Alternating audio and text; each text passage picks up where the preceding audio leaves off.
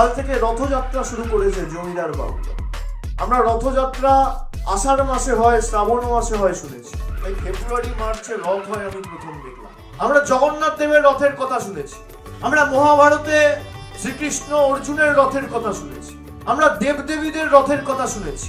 2 নম্বর চিটিংবাজদের রথের কথা শুনি, এই প্রথম শুনলাম। মানুষের প্রতিনিধিরা রাস্তায় থাকবে, না থেকে তারা থাকছে কোথায়? রথে।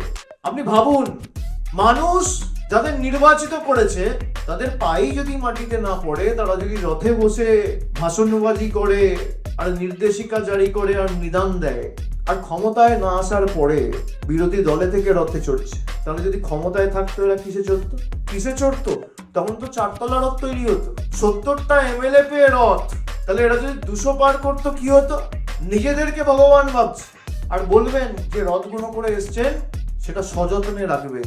তার কারণ আমরা যেমন রথের প্রথা বা রথের তাৎপর্য জানি, আমরা উল্টো রথের তাৎপর্য এবং প্রথাটাও মেনে চলি। উল্টো রথে করে আবার কাউকে গুজরাটে, আর কাউকে মধ্যপ্রদেশে, আর কাউকে দিল্লিতে, আর কাউকে রাজস্থানে ফিরে যেতে হবে।